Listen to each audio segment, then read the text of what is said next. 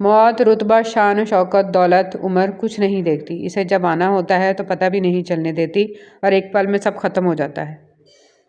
تنگ دستی میں سخاوت کرنا، غصے میں سچ بولنا اور طاقت رکھتے ہوئے بھی معاف کرنا بہترین نیکی ہے۔ رسول صلی اللہ علیہ وسلم نے ارشاد فرمایا، بے شک آدمی گناہوں کی وجہ سے رزق سے محروم کر دیا جاتا ہے۔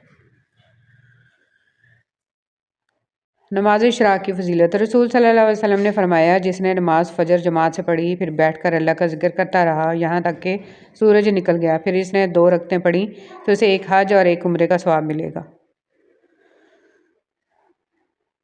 توبہ کا آنسو بھی کمال کا آنسو ہوتا ہے، گرتا یہ باہر ہے اور صفائی اندر کی کر دیتا ہے۔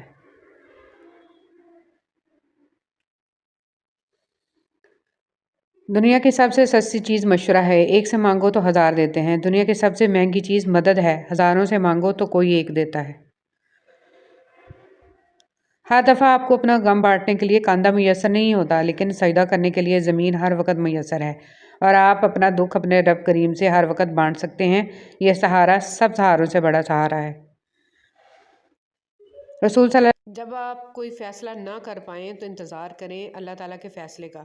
اللہ تعالیٰ کے فیصلے سے آپ کے سامنے سب واضح ہو جائے گا۔ انشاءاللہ الرحمن الرحیم گرہیں کھول دیں گے، مگر اس سارے عرصے میں آپ کو خاموش رہنا ہے، واویلا نہیں کرنا، اور یہی صبر ہے۔ خاموشی بھی تو صبر ہی ہے۔ گفتگو ایسے شخص سے کریں جو آپ کا احترام کرے، مشورہ کسی ایسے شخص سے کریں جو آپ سے محبت کرتا ہو، اور قرب کسی ایسے شخص کا اختیار کریں جو آپ کے مشابہ ہو۔ جب ہم اللہ کے ہو جاتے ہیں تو پھر اللہ تعالیٰ ہمارا خاص مددگار بن جاتا ہے، ہمارے اعضاء کی حفاظت کرتا ہے اور انہیں اپنی نافرمانی کے لیے استعمال نہیں ہونے دیتا، اور ہمارے دل کو ہر نعمت پر جو اس نے ہمیں عطا کی ہے راضی کر دیتا ہے۔ وہ ہمیں استغنا کی دولت سے مالا مال کر دیتا ہے۔ ہمارے پاس جو ہے اس پر ہم راضی اور خوش ہو جاتے ہیں۔ اللہ کے ہو کر تو دیکھو۔ دعا دینا سیکھیں، آگے بڑھ کر سہارا دینا سیکھیں، دوسروں کے غم کو محسوس کرنا سیکھیں، اپنی اس میں کو ختم کرنا سیکھیں۔ زندگی چند لمحوں کا کھیل ہے، اس میں مسکرانا اور دوسروں کے چہرے پر مسکراہٹ لانا سیکھیں، دوسروں کے ساتھ شفقت کرنا سیکھیں، فقط اللہ کی رضا کے۔ عزت کا ایک قطرہ شہرت کے سمندر سے افضل ہے، کیونکہ مشہور تو ابلیس بھی تھا، لیکن عزت حضرت آدم علیہ السلام کی تھی۔ اپنی خواہشات پر کڑی نظر رکھو، بعض خواہشات کی پیروی ہمارے ایمان کو کھوکھلا کر دیتی ہے۔ ہم کب اور کتنا اپنے رب سے دور ہو چکے ہیں، ہمیں اس کا ادراک نہیں ہوتا۔ آپ کی زندگی میں بعض لوگ نعمت ہوتے ہیں اور بعض لوگ نصیحت ہیں۔ آپ نعمت کی حفاظت کیجیے اور نصیحت سے سبق حاصل کیجیے۔ جان لو کہ اللہ ہی کے ذکر سے دلوں کو اطمینان نصیب ہوتا ہے۔ مولانا روم رحمۃ اللہ علیہ فرماتے ہیں، اولیاء کرام کی صحبت میں گزارے ہوئے لمحات 100 سالہ بے ریا عبادت سے بھی بڑھ کر ہیں۔ جو اللہ تعالیٰ کی قربت کی تمنا اور آرزو رکھتا ہے، اسے چاہیے کہ صالحین کی صحبت اختیار کرے۔ انسان کہنے کو تو کتابوں کی طرح ہوتے ہیں، اچھے، برے، اعلیٰ اور گھٹیا، مگر یہ کتابوں سے زیادہ مشکل ہوتے ہیں، کیونکہ اکثر ان کے مضامین وہ نہیں ہوتے جو یہ اپنے بارے میں بتاتے ہیں۔ آپ کا کردار ہی آپ کی پہچان ہے، ورنہ ایک نام کے لاکھوں انسان ہیں۔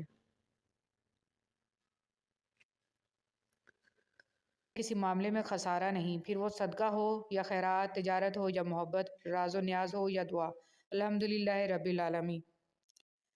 ہم دنیا میں اس لیے پیٹے جا رہے ہیں کہ ہم مسلمان ہیں، اور آخرت میں اس لیے پیٹے جائیں گے کہ ہم دنیا میں مسلمان تھے ہی نہیں۔ استغفر اللہ، استغفر اللہ۔ اگر تم درود شریف پڑھنے کے لیے چن لیے گئے ہو تو مان لو خوش۔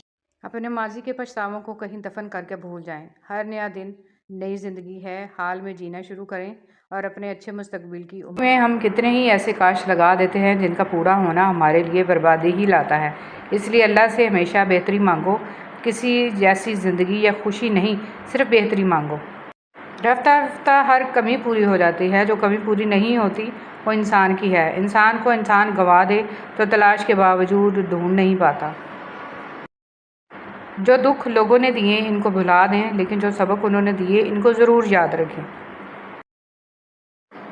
جس کا موڈ ہر وقت خراب رہتا ہو، لوگ اس کے موڈ کی پرواہ کرنا چھوڑ دیتے ہیں، کیونکہ ہر کوئی چیز کتنی بھی قیمتی کیوں نہ ہو، جب وہ مستقل خراب رہنے لگے تو اس کا ٹھکانہ کچرے کا ڈھیر ہی ہوتا ہے۔ لہٰذا مسکرائیے۔ جس خاندان میں سب ایک دوسرے کا ہاتھ پکڑ کر چلتے ہوں، انہیں کبھی دوسروں کے پاؤں پکڑنے کی ضرورت نہیں پڑتی۔ حضرت علی رضی اللہ تعالیٰ عنہ نے فرمایا، جس انسان کو غصہ زیادہ آتا ہے وہ انسان پیار بھی اتنا ہی زیادہ کرتا ہے اور اتنا ہی صاف دل بھی رکھتا ہے۔ شخصیت میں عاجزی نہ ہو تو معلومات میں اضافہ علم کو نہیں بلکہ تکبر ہوگا۔ وہی جو تم چاہتے ہو، جیسا تم مانگ رہے ہو، اللہ ویسا ہی عطا کرے گا، لیکن تب جب اللہ چاہے گا۔ اب بس تم اللہ کی چاہت کا انتظار کرو، وہ تمہیں کبھی خالی ہاتھ نہیں لوٹائے گا۔ کبھی کبھی خاموش رہنے کو بہت جی چاہتا ہے، مگر اس ڈر سے خاموش رہا نہیں جاتا کہ ہمارے اپنے یہ نہ سوچ لیں کہ ہم ان سے دور بھاگنا چاہتے ہیں یا پھر خفا ہیں۔ حضرت عثمان غنی رضی اللہ تعالیٰ عنہ کا قول ہے، آہستہ بولنا، نیچی نگاہ رکھنا اور میانہ چال چلنا ایمان کی نشانیاں ہیں۔ اگر کوئی اہمیت دینا چھوڑ دے تو آپ بھی شکایت کرنا چھوڑ دیں، خاموشی اختیار کر لیں۔ یاد رہے، ہر وقت دستیاب رہنا، پیچھے پڑے رہنا اور ہر وقت کی شکایتیں آپ کی اہمیت گھٹاتی ہیں۔ مانگنے سے بھیک تو مل سکتی ہے، مگر اہمیت اور محبت نہیں۔ نظروں کی حفاظت۔ جریر رضی اللہ تعالیٰ عنہ کہتے ہیں کہ میں نے رسول صلی اللہ علیہ وسلم سے اجنبی عورت پر اچانک نظر پڑ جانے کے بارے میں پوچھا تو آپ صلی اللہ علیہ وسلم نے فرمایا، تم اپنی نظر پھیر لو۔ امام شافعی رحمۃ اللہ علیہ فرماتے ہیں، لوگوں کی باتیں پتھروں کی طرح ہوتی ہیں، ان کو پیٹھ پر لاد لو گے تو یہ پیٹھ ٹوٹ جائے گی، ان کو اپنے قدموں تلے ایک برج بنا لو تو ان پر چڑھ کے بلند ہوتے جاؤ۔ کسی بھی چیز کے ختم ہونے سے زندگی ختم نہیں ہوتی۔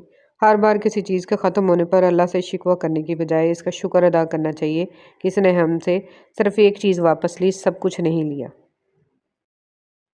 زمانے کا شکوہ نہ کرو بلکہ خود کو بدلو، کیونکہ پاؤں کو گندگی سے بچانے کا طریقہ جوتا پہننا ہے، نہ کہ سارے شہر میں قالین بچھانا۔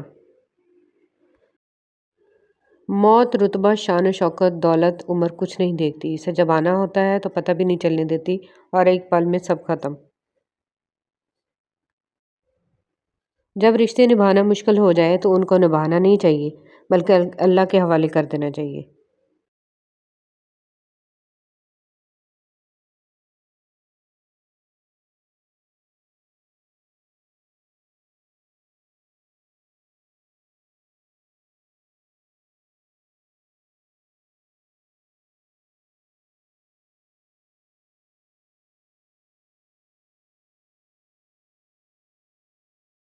زندگی میں ہمیشہ وہ لوگ پرسکون رہتے ہیں جو پوری نہ ہونے والی خواہشوں سے زیادہ ان نعمتوں پر شکر کرتے ہیں جو انہیں اللہ نے عطا کی ہیں۔ وقت، دوست اور رشتہ دار انسان کو مفت میں ملتے ہیں، لیکن ان کی قیمت بچھڑ جانے کے بعد معلوم ہوتی ہے۔